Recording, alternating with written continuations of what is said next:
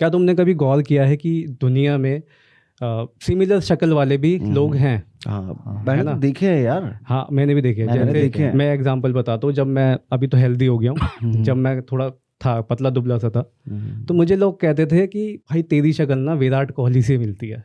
अच्छा ज्यादा हो गया तो नहीं कसम, अब तो मोटा हो गया तो भाई ऐसे लग रहा है, लेकिन बोलते थे विराट कोहली लाइट। बहुत सारे तो देखा नहीं है क्या टीवी में है? कितने बंदे इंस्टाग्राम पे बनाते रहते हैं रील भी। हाँ बिल्कुल बिल्कुल। तो ऐसे बोलते हैं कि हाँ भाई उसके जैसा लग रहा है तू। मेरे को बोलते थे कि मैं शाहिद कपूर जैसा लगता हूँ। हाँ चल ठीक है, तू भी लगता होगा शाहिद कपूर प्रो लाइट। तो बात अब इसमें ये है, अब सुन तो लो, अब बात इसमें ये है कि ऐसा कैसे पॉसिबल हो रहा है कि मतलब दो बंदे सिमिलैरिटीज आ रही हो उसमें, है ना? तो अब अगर भाई तुम अपना दिमाग को थोड़ा वैसे रखना, क्लियर रखना, गंदा मत जैसे सोचना। मैं एक चीज़ बताता हूँ, मैं एक चीज़ को सिमिलर बताता हूँ।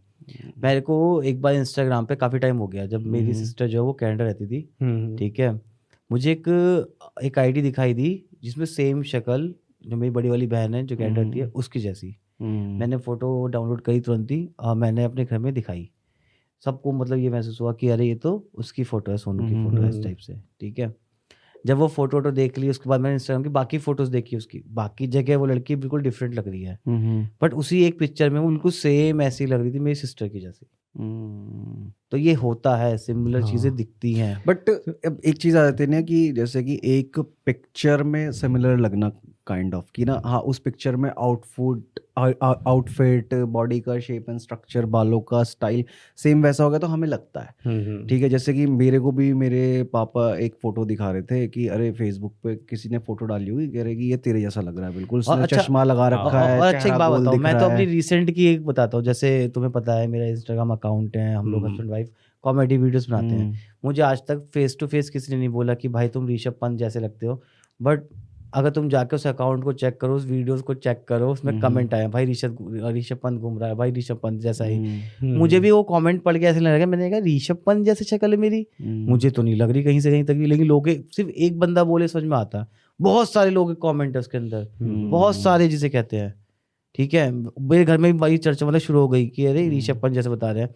मैंने कहा कि हाँ शायद मैं मोटा हो गया हूँ, शायद इस वजह से कह रहे हैं, आई डोंट नो क्यों कह रहे हैं, लोग कह रहे हैं उसमें, तो लोगों को कुछ तो ऐसा दिख रहा है उसके अंदर जो हमें नहीं दिख रहा। तो ये सब चीज़ें जानने के बाद, है ना, मतलब कि मेरे मन में भी क्यूरियोसिटी हुई कि मतलब जानता हूँ भाई ऐसा क्यों है, कुछ ना कुछ रीज़न तो होगा इस चीज़ के पीछे, है ना। तो मैंने ढूंढा, गूगल पे ढूंढा, यूट्यूब पे ढूंढा, तब जा कर के मुझे एक पॉडकास्ट मिला। और उस पॉडकास्ट में एक पर्सन है, उनका नाम शायद अनिल है, अतुल है, ऐसी कुछ नाम है उनका। तो वो इस चीज़ को डिफाइन कर रहे थे कि ये ऐसा कैसे हो रहा है, ठीक है। तो उन्होंने बताया कि जैसे लोग मरते हैं, है ना, तो लोग मरने के बाद वो बताते हैं कि जब दूसरा जन्म होता है ना, तो उसमें क्या होता है कि तुम्हारे साथ ना दो गाइड स्पिरिट रहेंगी जो तुम्हें मदद करेंगी तुम्हारा अगला जन्म होने के लिए, ओके, है ना। तुम्हें दिखाएंगी वो चीज़ की, वो बता देते हैं कि वो एक वीडियो चलती है और उसमें वो दिखाते कि ये तुम्हारी एक लाइन है जन्म की, इसमें तुम्हें ये चीज़ें फेस करनी पड़ेंगी, ठीक है, और ये दूसरी लाइन है, इसमें तुम्हें ये चीज़ें फेस करनी पड़ेंगी। तो तुम्हें चूज़ करना है उसमें कि तुम्हें कौन सी बेटर लग रही है, समझे? ठीक है।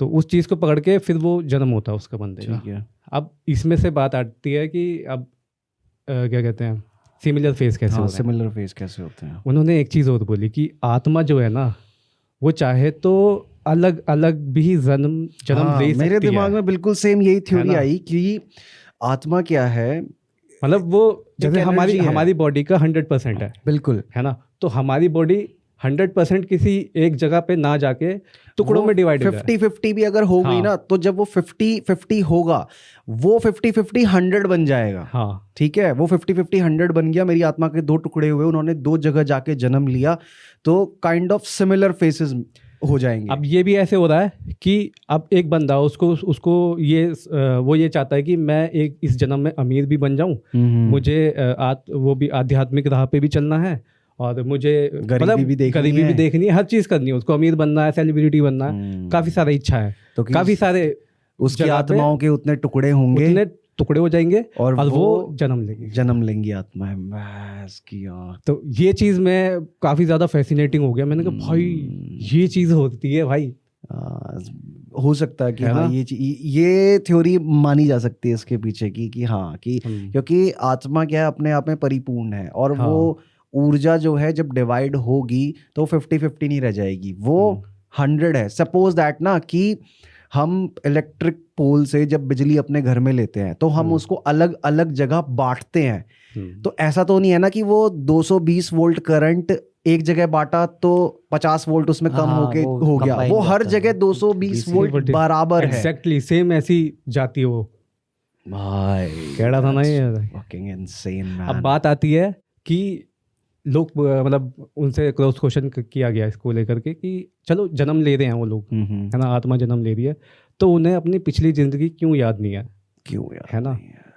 क्योंकि अब वो चीज़ें वो डिसाइड कर रहा है, पर्सन जो आत्मा है वो डिसाइड कर रही है कि हाँ मेरी आधी सोल इधर जाएगी, आधी इधर जाएगी, आधी इधर जाएगी, लेकिन किसी को भी कुछ भी याद नहीं है, है ना? वो ऐसा कैसे हो रहा है? तो उन्होंने बताया कि उनके कुछ रूल्स होते हैं वहाँ पर जहाँ से आत्मा जन्म लेती है, तो वो लोग क्या करते हैं, वो पिछला दरवाज़ा बंद कर देते हैं। ओके। अब भाई वो जन्म लेगा, बच्चा बनेगा, अब 2 साल का 3 साल का बच्चा बोलने लग जाए कि भाई मैं तो पहले जन्माने में क्रिकेट खेलता था। ऐसा हुआ है, वो होता है। किसी किसी का खुला रह गया दरवाजा। हाँ वो बाय मिस्टेक हो जाता है। गलतियाँ किससे नहीं होती भाई होता है ना?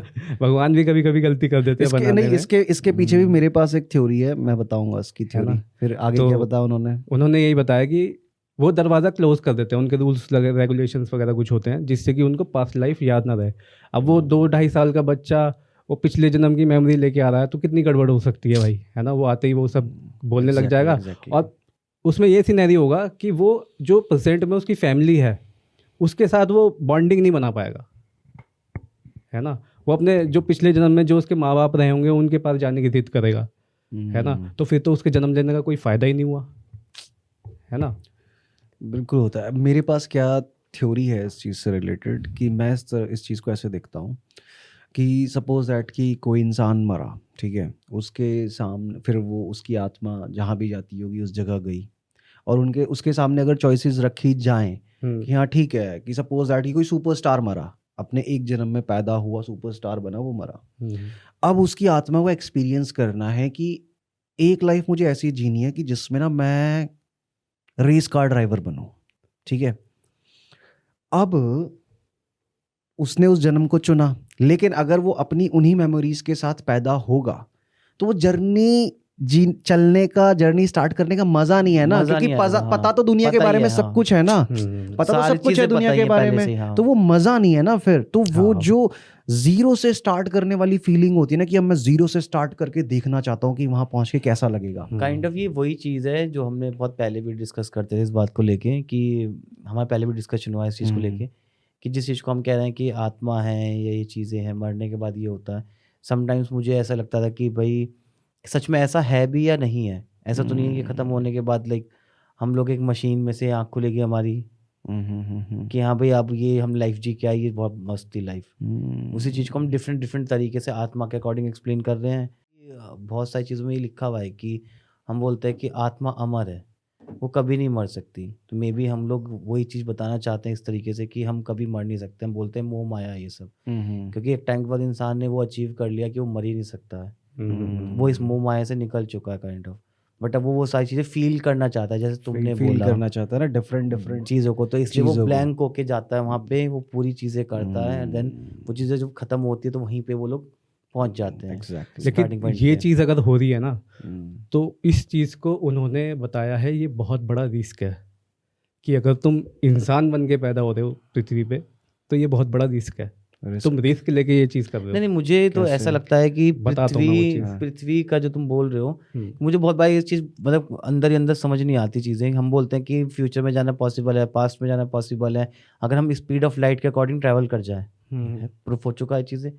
But on the other hand हम बोलते हैं स्पीड ऑफ लाइट जितना ट्रैवल करने के लिए कभी कोई चीज़ बन ही नहीं सकती, बोलते हैं, ठीक है। समटाइम्स हम बोलते हैं कि अरे ऐसा हुआ था, वो एकदम से गायब हो गया, या कुछ चीज़ देखी जिसके आंसर्स नहीं है। मुझे कभी लगता है कि लूप होल है इस गेम के अंदर हमारे सर्वाइव करने की बेसिकली, ठीक है। जिस गेम के अंदर हम राइट नाउ बैठे हुए हैं अभी, इस गेम के रूल्स हैं ये सिर्फ, और कुछ नहीं है ये।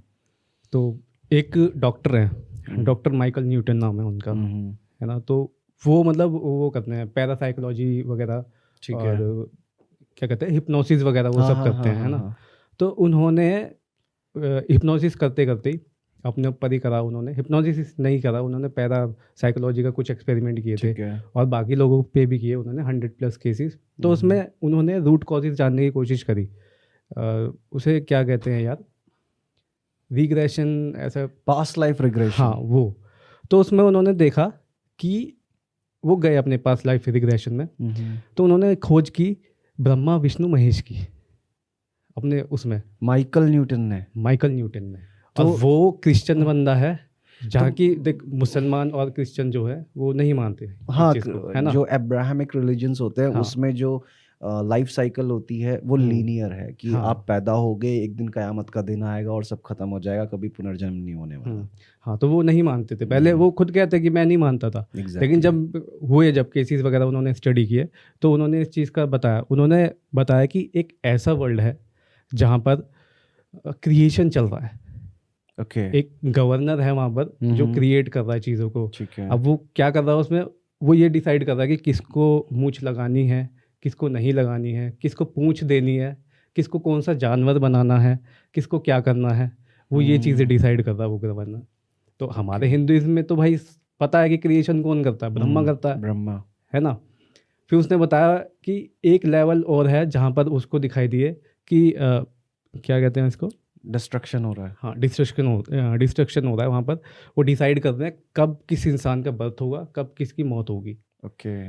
तो ये डिसाइड करने वाले हमारे यहाँ शिव जी है, जो शिव जी है। सृजन करते हैं और वो करते हैं डेथ डिस्ट्रक्शन वगैरह करते हैं। फिर उन्होंने एक चीज़ बताई कि एक ऐसा वर्ल्ड था जहाँ पर जो हमारे यहाँ पर पृथ्वी पे जो यौगिक साधना करते हैं ना, जो बंदे जो अलग ही लेवल पे होते हैं, तो वो उनका वो कर रहे थे, उनको देख रेख कर रहे थे उनकी। तो वो विष्णु जी बताया उन्होंने। अच्छा। हाँ, कि वो भी एक गवर्नर है, तो वो ये चीज़ कर रहे हैं। उस इंसान को, मतलब उस इंसान को ब्रह्मा विष्णु महेश उसने कहा कि मुझे दिखे, तो क्या उसको हिंदुइज्म से रिलेटेड कुछ नॉलेज थी? क्या उसने हिंदुइज्म को पर्सपेक्टिव में रख के एक्सपेरिमेंट किया था, या ये एक्सपेरिमेंट करने के बाद उसको रियलाइज हुआ कि यार ये ब्रह्मा विष्णु महेश थे जिनको मैंने देखा? उसको पता भी नहीं था ये ब्रह्मा विष्णु महेश है, वो बस अपनी लैंग्वेज में बोल रहा था कि एक गवर्नर था, वो ये चीज़ अच्छा, उसने अपनी सारे एक्सपीरियंसेस बताया कि मैंने क्या क्या देखा। हाँ, वो खाली उसने बोल दिया गवर्नर। लेकिन हमारे हिंदुइज्म में तो ये पहले से ही है ना ये चीज़ कि कौन क्रिएशन कर रहा है, कौन। मैं वही चीज़ कह रहा हूँ, हमारी चीज़ों में सब कुछ मेंशन है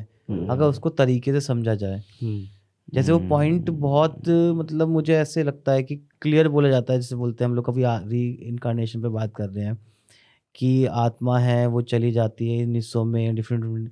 मुझे ऐसा लगता है कि ये आत्मा जो हम बात कर रहे हैं और जो गवर्नर की बात कर रहे हैं, ये वही चीज़ें हैं कि भाई हमने एक चूज़ किया है लाइफ, उस लाइफ को चूज़ करने के बाद हमने उसको मतलब जिया, हम वापस हमने वो जब कंप्लीट हो गया हम वहीं पहुंच गए। ठीक है, एग्जैक्टली। उसी को कोई बंदा जो है वो ग्लिच कह लो, कुछ कह लो, जो इस गेम में आने के बाद उसको पता था कि भाई ये चीज़ें ऐसे हो रही हैं, इसलिए बुक्स लिखी हुई हैं, ये किताबें लिखी हुई हैं जिसमें एक्सप्लेन कर रहे हैं दिस इज़ ऑल जस्ट मोह माया, ये सब चीज़ें ये रियल नहीं है। मोह माया का मतलब क्या है? ये रियल नहीं है जहाँ पे हम बैठे हैं। ठीक है, ये हम एक इल्यूजन के अंदर बैठे हुए हैं, दैट्स इट। अब जैसे तूने वो चीज़ बताई कि वहाँ पे एक बंदा बैठा हुआ है, माइकल न्यूटन ने देखा कि जो डिसाइड कर रहा है कि किसको मूंछ देनी है, किसको पूंछ देनी है, किसको कौन सा जानवर बनाना है, किसको मेल बनाना है, किसको फीमेल बनाना है। इससे रिलेटेड मेरे को एक रीइंकारनेशन का केस याद आता है।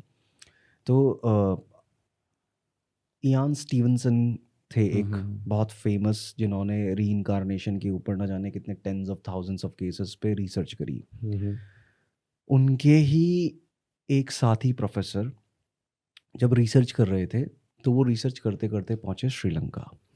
श्रीलंका में एक लड़की पैदा होती है जब वो 4-5 साल की होती है, उसका नाम पूर्णिमा है। पूर्णिमा रखा जाता है। तो पूर्णिमा अपने घर में बताती रहती है कि मैं एक समय पे थी, यहाँ से थोड़ी दूर रहा करती थी, और मेरी एक मम्मी है, कितना मेरा एक भाई है। मतलब जहाँ वो पैदा हुई उससे लगभग 60-70 किलोमीटर दूर, Okay. कोई दूसरे ही शहर में। हाँ मतलब ज्यादा डिस्टेंस नहीं, लाइक हाँ 1000 किलोमीटर्स नहीं, मतलब कंट्री डिफरेंस नहीं। 1000 किलोमीटर्स का भी क्या डिफरेंस माने यार, कि सबसे बड़ी बात तो ये होती है कि वो श्रीलंका में ही मरकर श्रीलंका में ही पैदा हाँ हुई। मैं भी अच्छा, इसी चीज हाँ, को है ना? समझना चाह रहा था। तो अब वो ये बताती है कि मेरी एक फैमिली है, और जब उसके घर वाले उसको थोड़ा डांटते वाटते थे तो ऐसे बोलती है कि मेरे को तो मेरी मम्मी है वो बहुत अच्छे से रखती थी, उन्होंने कभी मेरे को, तो घर वाले सरप्राइज, जी क्या बातें कर रही है यार ये। हाँ एक बच्चे की बात कौन ठीक है। सोचेगा कि क्या बोल और रही है। उसके जो फादर थे, उसके फादर के फ्रेंड को जब बात पता चली तो वो टीचर थे, तो उन्होंने अपने साथी ग्रुप में बताई ये चीज़ें। तो उसके फादर के फ्रेंड और फादर के फ्रेंड का भी एक और फ्रेंड, उन्होंने कहा कि यार चलो रिसर्च करते हैं इस चीज़ पे, पता तो चले कि ये बच्ची मतलब सच बोल रही है क्या, कोई मेंटल प्रॉब्लम है इसको, कोई डिप्रेशन वगैरह में क्या है इसको, कोई मेडिकल कंडीशन तो नहीं है इसको। तो फिर इतने में ही उस केस की रिसर्च करते करते जो इवान स्टीवनसन के जो साथी प्रोफेसर थे वो भी पहुंचे वहाँ पे, वो भी मिल गए उनके साथ। अब धीरे धीरे धीरे धीरे ढूंढ मची कि क्या एड्रेस है, कहाँ किस जगह की बात कर रही है, किस इंसान की बात कर रही है ये। तो लड़की बताती थी कि मैं पिछले जन्म में, क्या नाम, बाबूलाल नाम था शायद उस इंसान का, अगरबत्तियाँ बेचा करती थी। और उसने बताया कि हमारा जो घर था बहुत गरीब परिवार था, फिर धीरे धीरे हमने अगरबत्तियों का बिजनेस करना स्टार्ट करा, और मैं अगरबत्तियाँ बेचने गई थी एक दिन, और एक बस ने मेरे को टक्कर मार दी थी, उस दिन मेरी मौत हो गई थी। फिर उससे पूछा उन्होंने कि कौन सी अगरबत्तियाँ थी, तो उसने अब अगरबत्तियों का ब्रांड भी बताया उसने कि अंबिका नाम की अगरबत्तियाँ बेचते थे हम, अंबिका अगरबत्ती करके। ठीक है भाई।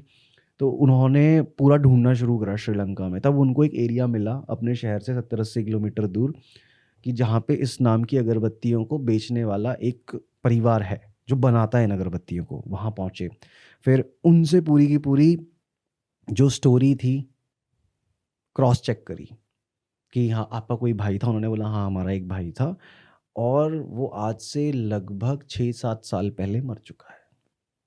ठीक है, 6-7 साल पहले मरा। और उसके बाद उन्होंने बताया कि एक्सीडेंट, बस से एक्सीडेंट हुआ था। वो सब शॉक्ड एंड सरप्राइज कि यार ऐसा कैसे पॉसिबल है, 70-80 किलोमीटर दूर एक लड़की पैदा हुई है और वो ये सब बातें बता रही है। तो उन्होंने उनको ये नहीं बताया कि हम यहाँ क्यों आए हैं। बाबूलाल के परिवार में जब गए तो उन्होंने ये नहीं बताया उनको कि हम क्यों आए हैं यहाँ पे। वो खाली काइंड ऑफ ऐसे गए कि हम पूछना है आपके भाई के बारे में, कुछ ऐसे ही। फिर वो वापस अपने घर लौटते हैं। अब उनको ये होता है कि अब और कंफर्मेशन कैसे लिया जाए, तो वो उससे लड़की से पूछते तुम्हें पता है कि मतलब तुम्हारा घर कहाँ है, कैसे। तो कहा हाँ आप मेरे को ले चलो मेरे शहर में, मैं आपको सब दिखाऊंगी बताऊंगी। वो उसको, लड़की को उस सिटी में लेके जाते हैं। जैसे ही उस टाउन का रास्ता स्टार्ट होता है, वो लड़की बताना शुरू कर देती है कि ये नीचे वाली जो रोड है इससे जाना है। वो उस रोड से जाते हैं, वो उसको दुकान दिखती है अपनी, बोलती है हमारी दुकान है। ठीक है, फिर बोलते कि इस गली में मुड़ो, यहाँ पे घर है हमारा। वो जाते हैं उससे घर में। जैसे ही वो घर में एंटर करते हैं, अब जब वो बंदा जब मरा था वो एक अडल्ट इंसान था, आई थिंक सो अराउंड 27-28 साल की उम्र थी उसकी। उसकी बहनें बड़ी हो गई हैं सब। तो वो जाती है और क्या कहते हैं, अपनी जो बहन है उसकी गोद में बैठ जाती है, उसका नाम बोल के बोलते हैं कि ये मेरी छोटी बहन है। उसकी बहन शॉक्ड एंड सरप्राइज। तो फिर बताती है कि ये मेरा भाई है, ये मेरी मम्मी है। वो अगरबत्तियों के डब्बे देख रही है, वो बोल रही है कि तुमने इनका कलर क्यों चेंज कर दिया, जो कलर पहले था वो ज़्यादा अच्छा लगता था, ऐसा कलर क्यों चेंज कर दिया तुमने।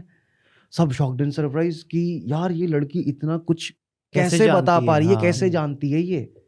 Is it really the case of reincarnation, और क्या ये सच में बाबूलाल था और अब ये लड़की बन के पैदा हुआ है। फिर जब और थोड़ा रिसर्च करा जाता है कि चलो हमें दिखाओ तुम कहाँ पे मरी, वो लड़की उन लोगों को उस जगह लेके जाती है। एक चौराहा होता है, वो बताती है कि मैं यहाँ इस चौराहे पे से बाइक पे पीछे अगरबत्तियाँ रखी हुई थी, गांव में जाना था उसको बेचने के लिए, कि मैं रोड क्रॉस करने वाली थी। इतने में ही दूर से एक बस आ रही थी, तो कह रही कि उसकी स्पीड को देख के ना मेरे को मतलब अजीब सा लग रहा था कि ये ठोक ठाक ना दे।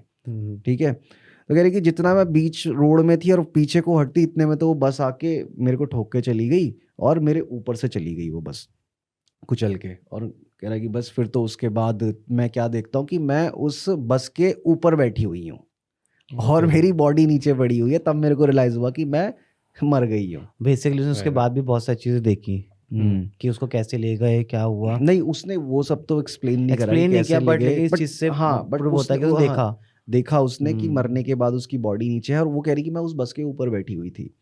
तो जब ये सारी कहानी हो गई तो इतना सब कुछ, इतना क्लैरिटी के साथ अपनी पुरानी लाइफ को बताना, हर एक चीज माइन्यूट डिटेल जो जो उसको पता थी। तो रीइंकार्नेशन की दुनिया में, जो रिसर्च की दुनिया है, उसमें पूर्णिमा का जो ये केस है ना, उसको ऐसा केस माना जाता है कि इसमें डिबंक करने वालों के पास कोई ऐसे फैक्टर्स और लॉजिक्स है ही नहीं कि वो कह सके कि नहीं उनके घर से कुछ कनेक्शन रहा होगा, बाबूलाल के घर से कुछ कनेक्शन, कोई स्टोरी सुन ली होगी। अरे 4 साल की बच्ची न्यूज़पेपर थोड़ी ना पढ़ेगी। सिमिलर केस एक मेरे है ना? पास भी है, जो जैसे तुमने एक्सप्लेन किया वैसे अभी। ये वाला जो है ना, जो तूने बताया बाबूलाल वाला, ये ट्रूली रीइंकार्नेशन केस है। हाँ, क्योंकि इसमें मैं देख रहा था कि एक पर्सन है, डॉक्टर हेमंत सिंह सिन्हा नाम से है, अभी तो एक्सपायर हो गए हैं वो। तो वो बताते थे कि हम लोग केस स्टडी करते थे ऐसे, तो उसमें क्या करते थे हम, केस को ना 3 तरीकों में बांट लेते थे, ठीक है ना, कि अब पता कैसे चलेगा कि कौन सा रीइंकार्नेशन जो केस है वो ट्रू वो है। जेन्युइन है। हाँ, तो उन्होंने पहले करा मेमोरी टेस्ट, कि जो भी ऐसे बच्चे थे जो बता रहे हैं चीज़ों को कि मेरा जन्म हुआ था यहाँ पे, मैं ये था पहले, तो उनसे वो सवाल जवाब करते थे उल्टे सीधे। ठीक है, उल्टे सीधे सवाल जवाब करते थे, जिससे कि बच्चा कंफ्यूज हो, थोड़ा कंफ्यूज हो, थोड़ा घबराए, तो पता चले उन्हें स्टोरी चेंज करे थोड़ी हाँ, अपनी, है ना। तो कह रहे कि ऐसे केस तो भाई हमें बहुत मिले जिसमें बच्चे घबरा गए, हाँ, कि कि उनके माँ पहले बाप ने उनको सिखा रखा ही था। पहले कुछ बोला, फिर कुछ हाँ, और बोल दिया उन्होंने। हाँ, एग्जैक्टली। तो उन्होंने कहा पहले ये करते थे, अब इसमें बच्चा नहीं फंसा तो उसके बाद करते थे सेकंड स्टेप पे हाँ, पहुंचेंगे। सेकंड स्टेप था वो, उसमें करते थे ESP। Okay, extra sensory perception. हाँ, उसमें वो चीज़ चेक करते थे कि बच्चा कहीं ये विजुअल तो नहीं देख रहा, है ना। तो उसमें ऐसा होता है काइंड ऑफ कि कोई है बच्चा सो रहा अपने सपने में, उसको वो रहता मेरठ में है, दिखाई दे रहा उसको दिल्ली का, सपने आते हैं ESP में ऐसा होता है ना। तो वो चीज़ चेक करते थे वो। ESP को भी वैसे नापने का, मतलब देखने का एक चीज़ होता है कि कुछ कार्ड्स होते हैं, वो बच्चे को दिखाए जाते हैं, वो पूछते हैं कि क्या दिख रहा है उसमें, तो उससे पता लगाते हैं कि ESP है या क्या है। ओके ओके, है ना। फिर वो करते हैं तीसरा, रिग्रेशन, रिकॉग्नाइजेशन। ओके। अब जैसे तूने बताया बाबूलाल वाले केस में, उस बच्चे ने सब कुछ रिकॉग्नाइज किया है, हाँ, है ना। वो अगरबत्ती के डब्बे हाँ, देख के, उसे सब कुछ पता है। मम्मी को देख के मम्मी बता हाँ, रही है वो लड़की, भाई को बता रही है कि ये मेरा भाई है, बहन को बता रही है क्लियरली ये मेरी बहन है, ये हमारी दुकान है। तो रिकॉग्नाइजेशन उन्होंने बताया कि अगर कोई बच्चा रिकॉग्नाइज कर रहा है चीज़ों को, तो दैट मीन्स कि वो जेन्युइन केस है। हाँ, वो जेन्युइन केस है, बोला। ट्रूली रीइंकार्नेटेड। तो उन्होंने इसे ऐसे बांट रखा है इन चीज़ों को। अब उसको वो बोलते हैं, उसको वो रीइंकार्नेशन नहीं बोलते, वो भी क्या कहते हैं वो बता रहे थे कि हम लोग इसको रीइंकार्नेशन नहीं बोलते, नहीं तो दूसरे धर्म बुरा मान जाते हैं। पुनर्जन्म, पुनर्जन्म भी नहीं बोलते वो, उसको नाम दे रखा उन्होंने एक्स्ट्रा सेंसरी मेमोरी। अच्छा, हाँ, एक्स्ट्रा सेंसरी मेमोरी की। हाँ, कि वो इस केसेस वाले बच्चे हैं। ओके, हाँ, वो पुनर्जन्म नहीं कहते उसको, वो जो reincarnation मैंने कहते हैं। पढ़ा जिस बच्चे का, उसके तो मतलब जहाँ पे पिछले जन्म में उसके, जैसे उसकी डेथ हुई थी, लाइक गोली मार के उसको मार दिया गया था बंदे को, तो जहाँ जहाँ उसकी गोली लगी थी वहाँ पे उसके बर्थ था, मतलब हाँ एग्जैक्टली। पूर्णिमा के लेफ्ट साइड चेस्ट पे, रिब्स के पास एक बहुत बड़ा बर्थ मार्क था। अच्छा। और जब बाबूलाल मरा था, तो जब ट्रक उसके ऊपर चढ़ा था ना, तो उसका लेफ्ट साइड की जो रिब्स थी वो कुचल के उसके फेफड़ों में घुस गई थी, इसलिए बाबूलाल मरा था। तो वो नेक्स्ट लाइफ में जब रीइंकार्नेट हुई बाबूलाल की सोल एज पूर्णिमा, तब उसके लेफ्ट साइड चेस्ट पे, रिब्स के पास एक बहुत बड़ा बर्थ मार्क था। ये सेम मैंने उस केस में भी देखा जैसे तुमने बताया ना चीज़। तो उसका उस बंदे का नाम था संतोष करके। वो अपनी लाइफ जी रहा था, पैसे वाला था, और क्या नाम है, अच्छी फैमिली से बिलोंग कर रहा था, उसका रेडियो की एक दुकान थी, सब कुछ बढ़िया चल रहा था। ऑल ओवर सडन उसको 2 बंदे आके गोली मार देते हैं। ठीक है, गोली मार देते हैं तो वो सर में गोली मारते हैं, एक इधर से गाड़ी रोकता है वो, तो एक इधर से एक इधर से। ठीक है, वो मर जाता वहीं पे ही। देन उसके ही 18-20 किलोमीटर दूर किसी गांव में एक बच्चे का जन्म होता है, ठीक है। वही जैसे जब वो अपने बोलना शुरू करता है छोटी उम्र में, तभी से वो शुरू कर देता है कि तुम मेरे माँ बाप नहीं हो। सेम स्टोरी जैसे तुमने पूर्णिमा की बताई है, तुम मेरे माँ बाप नहीं, मेरे असली माँ बाप वहाँ रहते हैं, मेरी वाइफ वहाँ रहती है, मेरे 2 बच्चे हैं वो वहाँ रहते हैं। अब एक 3-4 साल का बच्चा ये सब तोतली जबान में बोलना शुरू करे, कौन ही मतलब विश्वास करेगा। बच्चे हैं। जनरली लोगों ने सोचा, पूरे गांव ने सोचा कि भाई ये उसका केस ऊपरी मैंने है, सुना है, ऊपरी ये है। आगरा साइड का केस था ना, ये वो हाँ, बोलता था कि मेरे पास तो गाड़ी, वो एक्चुअली क्या था, वो बहुत वेल हाँ, स्टैब्लिश्ड वेल ऑफ फैमिली का था। जब वो अच्छा। पैदा हुआ थोड़ी गरीब फैमिली में हुआ था, हाँ। अपने माँ को कहता मेरे पास तो गाड़ी थी, मैं तो गाड़ी में चलता था, हाँ। तुम्हारे पास तो कुछ भी नहीं कुछ है। भी नहीं है, मेरी मदर तो साड़ी पहनती थी इतनी अच्छी अच्छी, तुम तो क्या पहनती हो। और वो Exactly. छोटी सी पेटी में कपड़े पैक करके भागना उसका कि मैं जा रहा हूँ अपनी पुरानी लाइफ में, ये वो वगैरह, तो मुझे यहाँ फंसा रखा है तुम लोग। बिल्कुल हाँ, तो बिल्कुल। इसलिए मैंने स्टार्टिंग में क्या कहा था कि वो जो पीछे वाला गेट है वो इसलिए बंद किया जाता है। आप समझ आया? हाँ, तो Exactly. उसमें बंद उसमें किया देखो जाता है। कितना इंटरेस्टिंग बहुत सारी चीजें हैं। वो अपनी इस वाली लाइफ से बहुत परेशान था, परेशान जैसे है। तूने कहा गेट बंद नहीं किया, Exactly. बहुत परेशान था क्योंकि उसको पता था मैं कैसे जीता था, कैसे रहता था। तुम तो गंदे कपड़े पहनती हो, हाँ, तुम तो ऐसा खाते हो, तुम तो वैसे खाते हो। मेरी मदर तो बहुत अच्छे कपड़े पहनती थी और मैं से गाड़ियों में ही घुमाने ले रहता था। जाते थे, घूमने हाँ, जाते थे। मैं तो गाड़ियों में सफर करता था, मैं तो ऑटो बस में जाता ही नहीं था। तो स्टार्टिंग में पूरे गांव ने सोचा, वो गांव था बेसिकली टिपिकल गांव, वो सोचते थे कि ऊपरी है, बच्चे को ऊपरी है, झाड़ा लगवाने ले गए। झाड़ा लगवाने गए। ये सब चल रहा है बच्चे के साथ, ठीक है। जब बच्चा थोड़ा सा और बड़ा हुआ 4-5 साल का, फिर ये चीजें कम होने की बजाय ये बढ़ती गई टाइम के अकॉर्डिंग। जितना जितना वो बड़ा हो रहा था उतनी चीजें बढ़ती गई। फिर एक दिन उसके घर वाले सोचते हैं यार देखे तो सही, नहीं लेके वो खुद जाता है। हाँ, पहले उसका बाप जाता है कि जो बातें कहानी गा रहा है, ये जगह है वो जगह, उसको सब कुछ आता है। उसके फादर जाते हैं तो वहां पे इत्तेफाक से उसको वो संतोष रेडियो का दुकान दिख जाता है, ठीक है। वो कहता है कि चलो ये कोइंसिडेंस हो सकता है, चलो पता ही करता हूँ इसके बारे में, कौन है कौन नहीं है। वो जानने, वो सब कुछ पूछ पाछ के आता है और वहाँ जाके उमा को बताता भी है कि मेरा बच्चा ऐसी ऐसी बातें करता है और ये कहानी है, जैसे आप बता रहे हो सारी चीजें बता रहा है।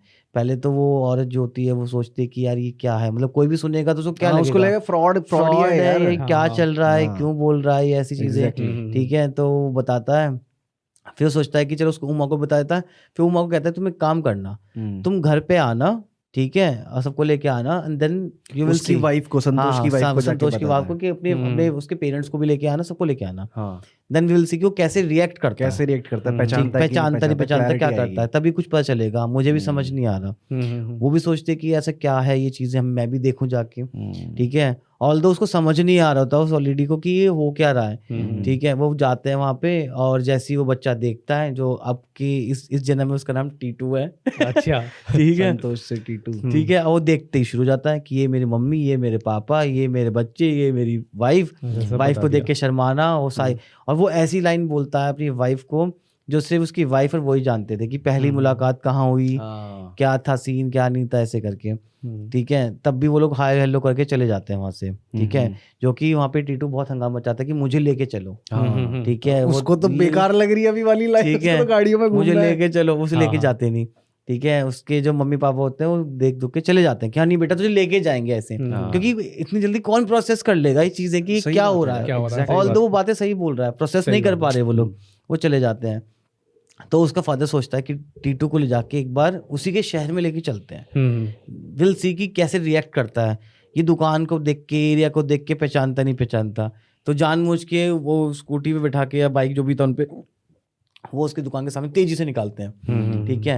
वो जैसे तेजी से निकालते हैं, वो टीटू एकदम से कहता है कि रोको रोको, ये तो मेरी दुकान है, तो तेज क्यों निकाल रहे हो? अच्छा, ठीक है। उसने दुकान पहचान ली, वो घर पे पहुंच गया, सारी चीजें पहचानने लग गया, ठीक है। फिर उसने सारी स्टोरी बताई कि उसकी डेथ कैसे हुई, वो कहाँ से आ रहा था। फिर क्यूरियोसिटी ये भी स्टार्ट हो गई क्योंकि उमा की फैमिली को ये जानना था कि भाई मारा किसने था। मेन चीज तो ये, जब तुझे सब कुछ याद आ रहा है, हम लोग को आज तक नहीं पता कि कौन लोग थे, क्या किसी का चेहरा तुझे याद है कि तुमने देखा हो जिसने गोली चलाई थी। भाई उस बंदे ने बोला कि 2 बंदे थे, वो एक का तो नहीं पता, एक का पता है। अच्छा। और उसने बताया कि वो कोई शूटर नहीं था, वो व्यापारी था। अच्छा, उसने नाम बता दिया, ठीक है। अब वहां से क्या हो गया, ये सब चीजें तो क्लियर हो गई। इंटरेस्टिंग फैक्ट ये है कि ये के मतलब इसका मतलब कितनी 100% सच्चाई है इसके पीछे की, ये तो क्लियरिटी किसी को भी नहीं है, क्योंकि लोगों ने बाद में इसके पीछे अपनी स्टोरी बना ली। इनफैक्ट इस केस में इन्वॉल्वमेंट उनका था, इवान की टीम का भी, कि इवान स्टीवनसन तो पूरी दुनिया में इन्वॉल्व रहे जहाँ रीइंकार्नेशन के केसेस उनका भी इन्वॉल्वमेंट इसमें भी था। ठीक है, तो फिर जब उस बंदे ये मतलब 2 स्टोरी चली। एक तो ये चली कि भाई उस बच्चे को कोर्ट में बुलाया गया, उसने बताया, उस बंदे को जेल हो गई। दूसरी बात ये थी कि भाई उस बंदे जो भी था केस, वो पहले ही उनको केस हो चुका था। इन दोनों में क्लैरिटी नहीं है आज तक कि क्या था। बट इसके बाद क्या हुआ, जो बच्चा था वो टीटू, उसको वो आज की डेट में तो काफ़ी बड़ा हो चुका है। ठीक है, अब वो अपनी पुरानी लाइफ में एक्सेप्ट कर लिया कि लाइक ये मेरा गांव है, यहीं मुझे रहना है, पुरानी लाइफ को छोड़ के, क्योंकि छोटा था तो एक्सेप्ट नहीं कर पा रहा था। बट अब ये है कि वो कभी कभी मिलने जाता है वहाँ पे, बट उसने एक्सेप्ट कर लिया अपनी लाइफ में, उस गांव में ही रहता है। और ये बात भी निकल गया कि जहाँ जहाँ गोली मारी थी वहीं वहीं उसके बर्थ मार्क थे, निशान है वो। हाँ, बर्थ मार्क्स का तो ये होता है सिनेरियो। और इवान ने भी बोला था कि ये ट्रू केस है, ये उन्होंने जब चेक किया था सबको। हाँ, वो यही चीज़ें लेकर के चेक करते हैं, क्योंकि जो कुछ कैरेक्टरिस्टिक्स की उन्होंने जब बनाई पूरी लिस्ट, तो उसमें जो बर्थ मार्क का होना भी एक कैरेक्टरिस्टिक आया सामने कि हाँ, इंसान अगर मान लो कोई इंसान किसी बीमारी से मरता है, सपोज दैट ही कोई किसी हार्ट अटैक से मरा या किडनी फेलियर की वजह से मरा, तो नेक्स्ट लाइफ में जब वो पैदा होगा तो आउट ऑफ द ब्लू कोई प्रॉब्लम नहीं होगा, लेकिन कि मेरे को किडनी में प्रॉब्लम हो रही है, चेकअप होगा तो पता चले कोई प्रॉब्लम नहीं, सब कुछ परफेक्टली फाइन है, लेकिन फिर भी उन्हें कुछ ना कुछ प्रॉब्लम होती है। ऐसे समझो ना, जैसे एक चीज़ ऐसे समझ लो चीज़ को। जनरली हम एक बात बोलते हैं अब के ज़माने में, आपके साइंस के अकॉर्डिंग, बाकी तो छोड़ दो, जिसका साइंस जवाब नहीं दे पा रही, जो साइंस के अकॉर्डिंग है उसकी बात करता हूँ मैं भी। अब अगर किसी को डायबिटीज़ होता है, कि किसी को हेयर लॉस होता है, किसी का कुछ होता है बेसिकली, हम क्या बोलते हैं, साइंस क्या बोलती है, ये हेरिडिटरी है, ये तुम्हारे पेरेंट्स से तुम्हारे जीन्स मैटर करते हैं, ये सब मैटर करते हैं, इसलिए ट्रांसफ़र हो रहा है। ठीक है, तो ये क्यों पॉसिबल नहीं है कि जो इंसान इस जन्म में जैसे मरा है, वो चीज़ अगले जन्म में उसको एज एन बर्थ मार्क मिल रही है, तो वो जिसको हम हेरिडिटरी का नाम दे रहे हैं, वही चीज़ वहाँ चल रही है। क्या डिफरेंस है इसमें? ये भी है कि ये चीज़ें ना उनके साथ ही आ जाती है, जैसे तू बता रहा है बर्थ मार्क्स वगैरह हो गए, साथ तो ही आती है। कईयों को तो बहुत प्रॉब्लम होती है इस चीज़ से। कि जैसे तू बता रहा कि वो लड़की गोली मार दी उसके, तो ऐसे ही एक केस था लड़की वाला कि उसके भी मतलब ऐसे कुछ हुआ था, एक्सीडेंट हुआ था या कुछ हुआ था, तो उसका जब पुनर्जन्म हुआ तो वो बताती थी कि मेरे सिर में बहुत ज़्यादा पेन होता है, ऐसा कि मैं सुसाइड कर लूँ, बर्दाश्त नहीं होता, ऐसा पेन होता था। तो वो गई थी साइकोलॉजिस्ट के पास गई थी, तो उन्होंने वही पास्ट रिग्रेशन वाला किया था सेशन उनके साथ, तो उन्होंने बताया कि तुम्हारी जो डेथ है वो पिछली बार गोली लगने से हुई थी, तो उस चीज़ का पेन तुम्हें इस जन्म में भी महसूस हो रहा है, वो महसूस हो रहा है। तो ये तुम्हारा वैसा पेन नहीं है जो अभी हो रहा है, मतलब इस लाइफ का पेन नहीं है, ये तुम्हारी पास्ट लाइफ का पेन है। ये और ये कोई मेडिकल कंडीशन नहीं है कि जो ट्रीट करी जा सके। ये तुम कोई दवाई खा लो या कुछ भी खा लो उससे ठीक नहीं होगा, ये तुम्हें खुद से ही करना पड़ेगा, तुम्हें मेडिटेशन करो, ये सब करो। क्योंकि बेसिकली पेन को भी ऐसे जस्टिफाई करते हैं ना कि पेन क्या है, एट द एंड पेन वही चीज़ है जिसका सिग्नल तुम्हारे माइंड तक पहुंच रहा है। हाँ, ठीक है, पेन वही तो है। हम जस्टिफाई कैसे करते हैं साइंस में कि जैसे सपोज कर तुम्हारी उंगली जल गई है वाली, तो यहाँ से एक सिग्नल जाता है जो ब्रेन तक पहुँचता है, वो बताता है कि तुम्हें पेन हो रहा है। जैसे हम जो लोग ड्रंक होते हैं, बहुत ज़्यादा नशे में होते हैं, उनको चोट लगती है, उन्हें पता नहीं चलता। क्यों नहीं पता चलता? बेसिकली वो सिग्नल वहाँ तक पहुँचा नहीं, इसलिए उन्हें पता। जब उनका नशा टूटता खत्म होता है तब पता चलता कि अरे चोट लग गई, हो गया। वो सीन यही है। तो इस केस में बेसिकली वो ये कहना चाह रहे हैं कि तुम्हारे सिग्नल को, वो तुम्हारे ब्रेन को सिग्नल आज भी पहुंच रहे हैं उस पेन के, एक्चुअल में कोई चोट है ही नहीं। हाँ, ऐसे ही 2 केस इन्होंने करे थे डॉक्टर हेमंत सिन्हा ने। तो वो बताते कि दो बच्चे थे, एक दिल्ली का केस था। तो वो बच्चा बोल रहा था कि मैं इस जगह रहता हूँ, तो ये लोग उसको लेकर के गए थे दिल्ली में, स्टेशन पे ले जा करके छोड़ दिया। 2 रिक्शा करे इन्होंने, और एक में बच्चे को बिठाया, एक में खुद बैठे कि चल लेके चल, कहाँ से है तू, ओके, है ना। तो जा रहा बच्चा, थोड़ी दूर गया, मतलब अपने घर के आधे रास्ते तक गया, और वहाँ जा कर के रुक गया। उन्होंने देखा हाँ ये तो भाई रुक गया, है ना। फिर उसको दोबारा से पकड़ के लाए स्टेशन पे, अब जा दोबारा। तो दोबारा गया, वो इस बार दूसरी गली से लेकर के गया, और दोबारा वहीं जाके रुक गया। तो वहाँ पे उन्होंने फिर पूछा, तीसरी बार लेके गए उससे, फिर तीसरी बार में पूछा वहाँ पे कि यहाँ पे क्या कोई कंस्ट्रक्शन हुआ है, कुछ चीज़ गायब हुई है यहाँ से, क्या हुआ है। लोकल जो लोग थे, तो उन्होंने बताया कि हाँ यहाँ पे दिल्ली में ना वो दरबार टाइप का कुछ बना होता है, मतलब गेट जैसे होते हैं ना, छत्ता बोलते हैं वहाँ पे, कि एक छत्ता तोड़ दिया। अच्छा, तब उन्हें पता चला कि अच्छा ये पहचान नहीं पा रहा था यहाँ पे उस चीज़ को। तो फिर छोड़ा उसे, फिर वो लेके गए कि हाँ भाई यहाँ पे ये ख़त्म हो गया, तू चल आगे। तो वो जब घर पे पहुँचा तो मंदिर में गली में एक मंदिर पड़ता है, तो वो वहाँ पे उसके बाप को करंट लगा था, वहाँ पे उसकी डेथ हुई थी उसके बाप की। तो उसने वो भी मतलब आइडेंटिफाई कर लिया। हाँ, तो वो भाग के गया, मंदिर में पंडित था, वो उसके ऊपर चढ़ गया एकदम, है ना। तो वो पूछ रहा है पंडित की भाई कौन है, तो बताता है, वो अपना नाम बोलता है। तो पंडित कह रहा अरे ये तो गया हुआ वापिस आ गया, ये तो हाँ तो गया हुआ वापिस आ गया। हाँ, तो भाई तो फिर वो पूछता कि मेरे वो कहाँ है, मम्मी कहाँ है, वो सब कहाँ है। तो उन्होंने बताया कि जब ख़त्म हो गए थे तो वो लोग यहाँ से शिफ्ट कर गए भाई। अच्छा, है ना। तो फिर अब पता नहीं उसको लेके गए वहाँ पर, नहीं लेके गए। फिर ऐसे एक दूसरा केस बताते हैं, वो था क्या नाम है, जयपुर का केस था वो।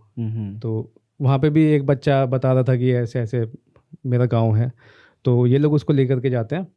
तो वो बच्चा कहता है कि ड्राइवर को कि वहाँ जाने के लिए अलीगढ़ से कोई रास्ता वो बताता है। तो ड्राइवर कहता नहीं मेरा डेली का आना जाना है, तो जो तुम बता रहे हो वो गलत है। वो छोटा बच्चा बताता है उसको।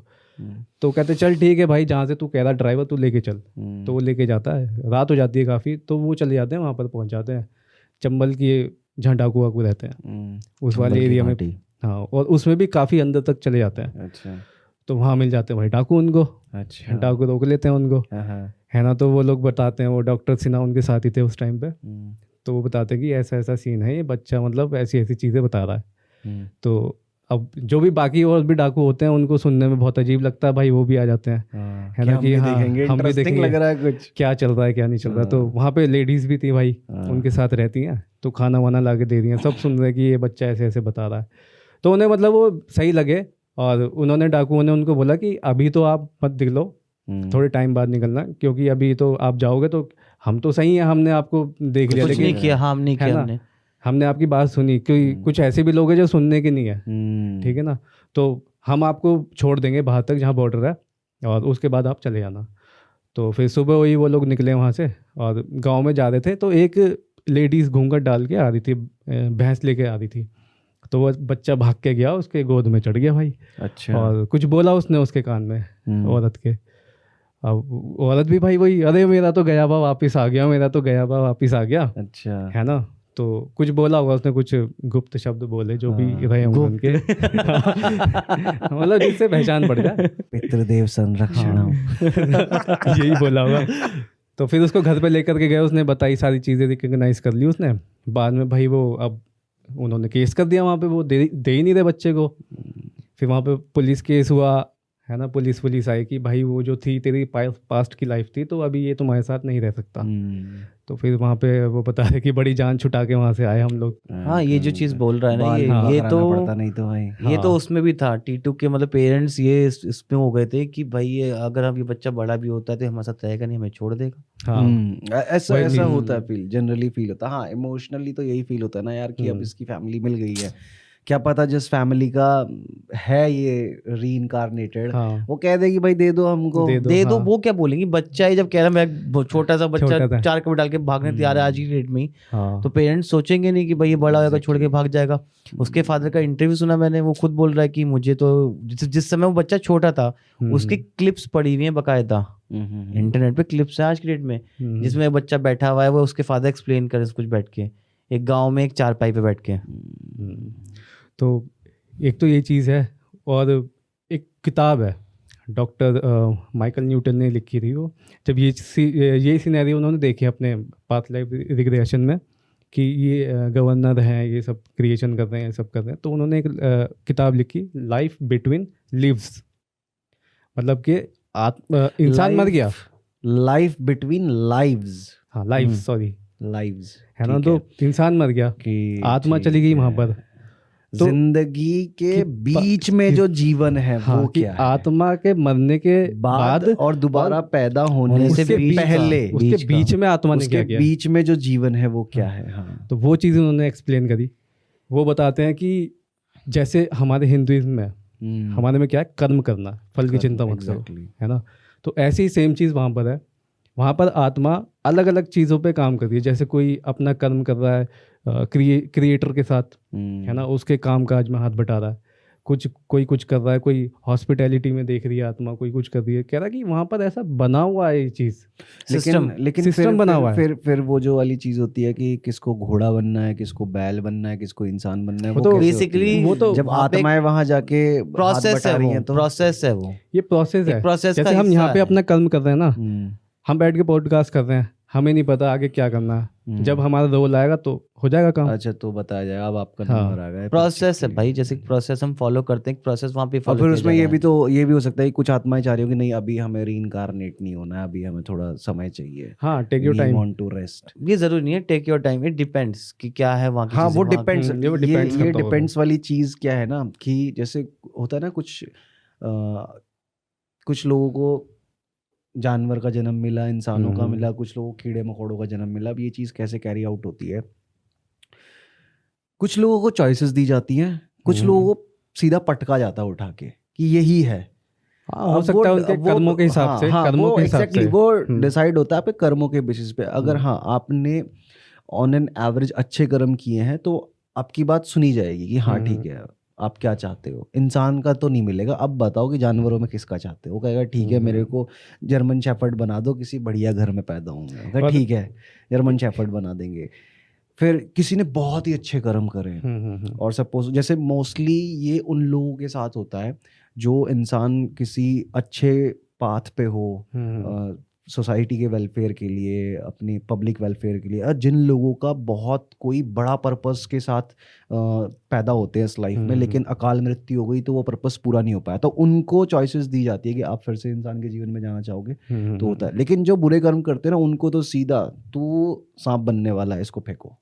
हाँ, इसके लिए भी ये बात बोली थी उन्होंने कि जब वो गए वहाँ पर तो उन्होंने देखा कि जो डिस्ट्रक्शन और क्रिएशन वो का गए चल रहा कैसे, है। मुझे बात समझ नहीं आ रही। पास्ट रिग्रेशन किया ना उन्होंने। पास्ट लाइफ रिग्रेशन क्या होता है ना, आपको लिटाया जाता है अच्छे से, पूरे आपके दिमाग के विचार शांत करे जाते हैं, आपके दिमाग को एक ऐसी फ्रीक्वेंसी पे ट्यून किया जाता है हिप्नोसिस के थ्रू कि आपका सबकॉन्शियस माइंड जो है ना वो इस यूनिवर्स से कनेक्ट है।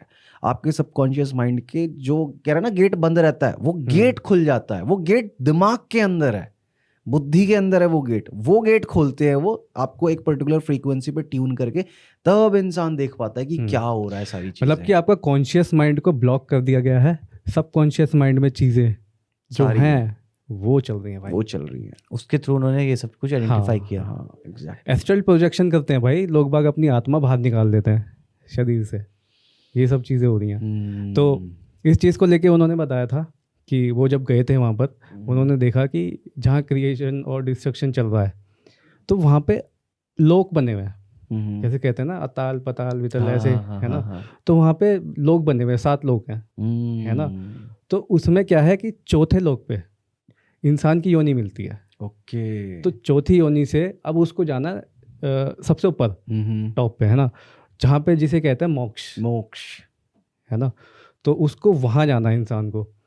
तो अब जो वो बर्थ हो रहा है उसका, उस बर्थ में वो कैसे मतलब अपने कर्म कर रहा है, अच्छे कर रहा है या बुरे कर रहा है।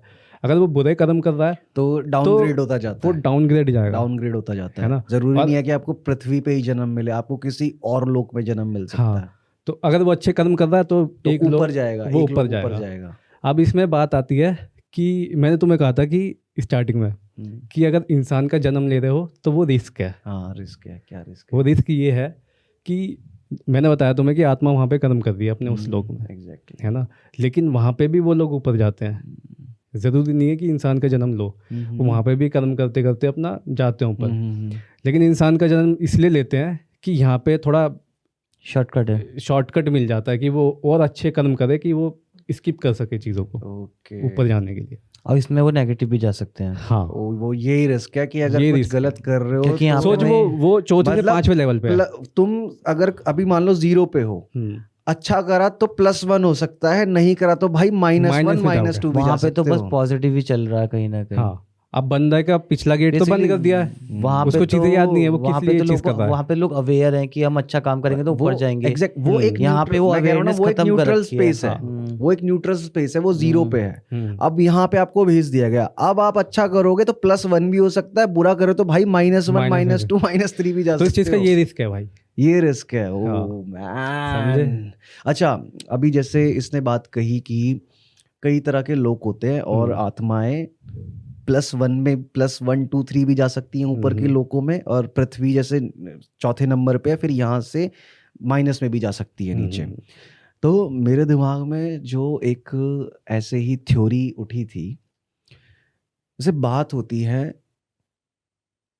अनंत यूनिवर्सेस की, ठीक है, मल्टीवर्सेस की, इतने lakhs of thousands of planets हैं। तो तुम्हें क्या लगता है कि अगर एक आत्मा जब शरीर छोड़ती है तो क्या वापस वो इसी यूनिवर्स में, मैं सिर्फ इस प्लैनेट की बात नहीं कर रहा हूँ, क्या वो सोल सिर्फ इसी यूनिवर्स में रीइंकारनेट होगी या किसी और डिफरेंट यूनिवर्स में भी रीइंकारनेट हो सकती है? तुम्हारा क्या ख्याल है इस बात में, बताओ।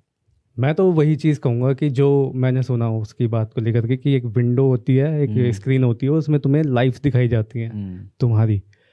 अब वो एक लाइफ नहीं है, वो काफ़ी सारी लाइफ्स हैं। ओके, जो तुम्हें अच्छी लग रही है वो बताते हैं तुम्हें ठीक कि है। ये सारे डिसएडवांटेजेस हैं इसमें, इस लाइफ में अगर जाओगे कि तुम्हें ये चीज़ें दिक्कतें आएंगी। अब ना मैं यहाँ पे इस थ्योरी में ना सारी जो अब तक थ्योरीज डिस्कस करी है ना हमने, वो सब कनेक्ट करता हूँ। हाँ, कनेक्ट होंगी, ये हाँ। ऑटोमेटिकली कनेक्ट होंगी। कैसे?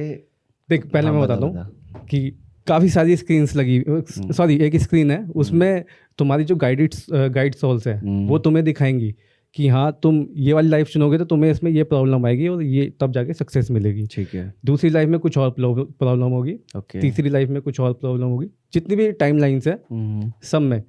अब उसमें एक चीज़ होता है भाई कि कभी कभी हमें वो होता है ना जिसको कहते हैं डेजा वू, कि यार ये हो चुका है हमारे साथ पहले, है ना।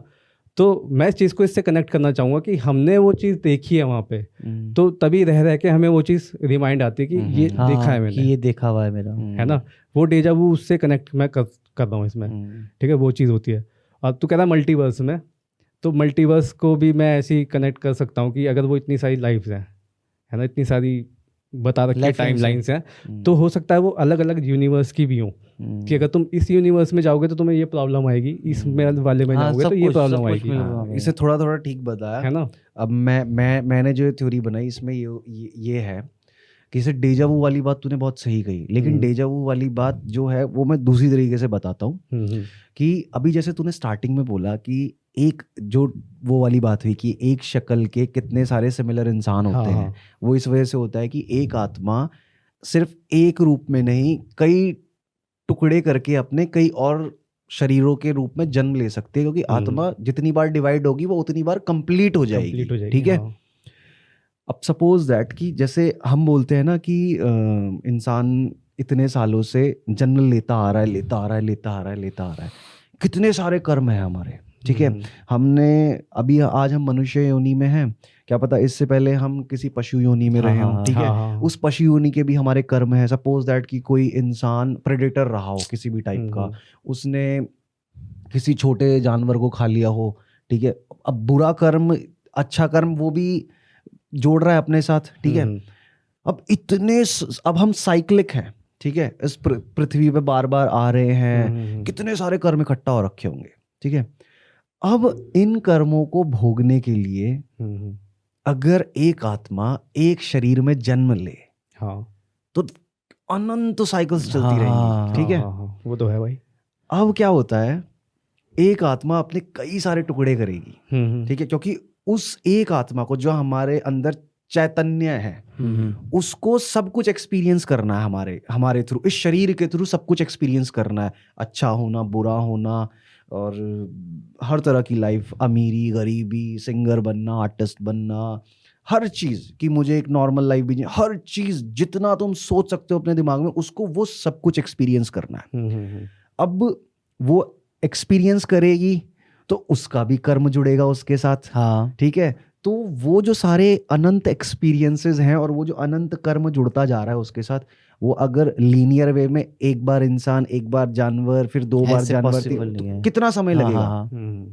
अब वो आत्मा क्या करती है, टुकड़े करती है, वो अपने टुकड़े करती है, वो डिवाइड हो रही है, डिवाइड होके वो अलग अलग यूनिवर्सेस में अपने को छोड़ती है, अलग अलग ब्रह्मांड में जाती है वो, और वहाँ पे जैसे मैं नवल हूँ तो मैं सिर्फ इस ब्रह्मांड में एक नवल हूं, इस प्लैनेट पे एक नवल हूं, इस ब्रह्मांड में एक नवल हूं। ऐसे अनंत ब्रह्मांड है जिसपे न जाने कितने सारे नवल हैं, और वो अपने शरीर के थ्रू जो उनकी आत्मा है, उन नवल्स की जो आत्मा है, वो अपने उस शरीर के थ्रू अपने वो सारे इनफाइनाइट नंबर ऑफ एक्सपीरियंसेस को जी भी रही हैं और अपने सारे कर्मों का भोग भी भोग रही हैं। क्या पता मैं किसी प्लैनेट पे ऐसा इंसान हूं कि मैं आधा इंसान हूं आधा सर्प हूं, ठीक है, क्योंकि एक्सपीरियंस करना है कि होता कैसे है। क्या पता मैं किसी कुछ क्रिएचर है, कुछ मॉन्स्टर बना हुआ है, मॉन्स्टर है। क्या पता मैं किसी प्लैनेट पे एक सुपरस्टार हूँ, क्या पता मैं किसी प्लैनेट पे सिर्फ एक पुलिस वाला हूँ, किसी प्लैनेट पे मैं किसी आर्मी में हूँ, किसी प्लैनेट पे मैं जेट पायलट हूँ। इन्फिनिट नंबर ऑफ एक्सपीरियंसेस है, और जो पुराने कर्म है वो भी भोगने हैं। तो उन एक्सपीरियंसेस, नए नए एक्सपीरियंसेस बन भी रहे हैं, पुराने कर्म भी भोगे जा रहे हैं एट द सेम टाइम। अब इसमें डेजा वू कैसे होता है?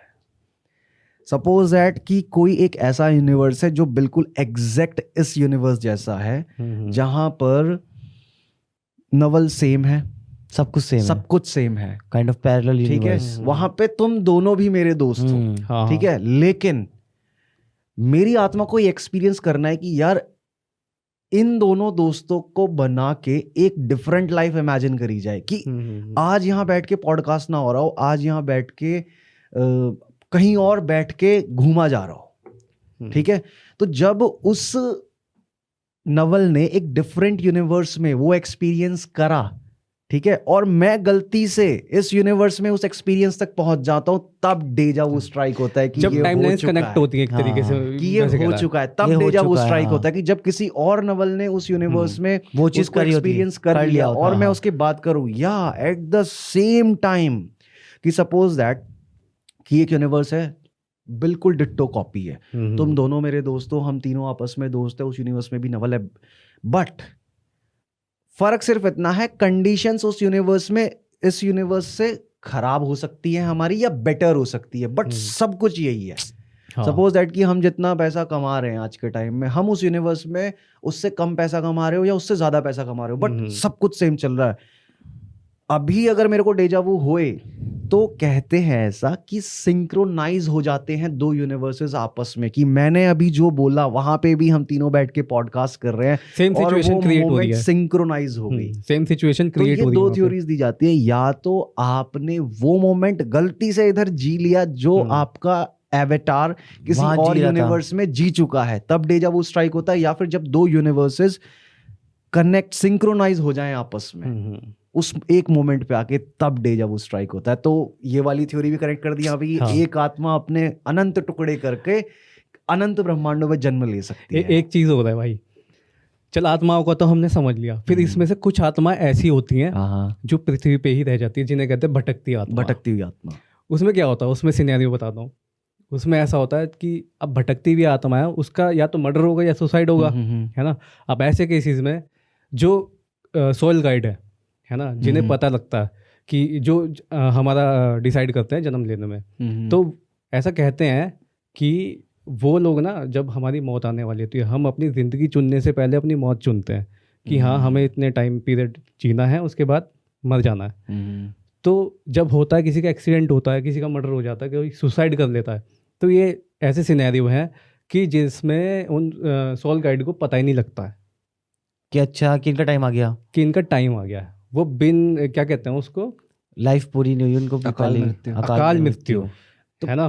तो सोल गाइड का मतलब होता है, जब कोई इंसान मरता है वो क्या कहता है कि मुझे कुछ दिख रहा है, वो मुझे लेने आया है, तो वो गाइड सोल होते हैं वो। तो नहीं, अगर किसी का अभी जैसे तूने बोला कि सोल गाइड को पता ही नहीं चलता कि इनका टाइम आ गया है, तो इसका मतलब तो है ना कि उस टाइम पे उसकी डेथ है ही नहीं, वो तो अकाल मृत्यु हुई ना। फिर उसमें भी सिनेरियो है, उसमें बताते हैं वो आलोक जी जो है कि 3 बार आपको वो करेंगे, वो आएंगे तुम्हारे पास, 3 वार्निंग कह ले उसको, या कुछ इंट्यूशन कह ले कि 3 बार तुम्हें दिखाई देंगे, तीसरी बार मतलब लास्ट होगा, 2 बार आएंगे, 2 बार तुम्हें दिखाएंगे। जैसे हार्ट अटैक आता है, पहली स्टेज दूसरी स्टेज, मैं आंखें बंद कर लूँ तो तीसरी बात में तभी कुछ लोगों को पहले ही दिख जाता है और लोग बोलते हैं कि हाँ मेरा टाइम आ गया या मेरा टाइम आने वाला है। उनको दिख तो जाता है हम वो लोग चीज़। जनरली बोलते हैं कि उसको दिख गया, व्हाट डू मीन में दिख जाता है, दिख उसको अपना जाता है। टाइम दिख गया उसे। तो वही चीज़ है, वो वही चीज़ सॉल है। जो है वो आके उनको बुला दिया है कि भाई तुम्हारा टाइम आ गया। पहली बार में नहीं जाएगा, दूसरी बार में नहीं जाएगा, तीसरी बार में चला जाएगा।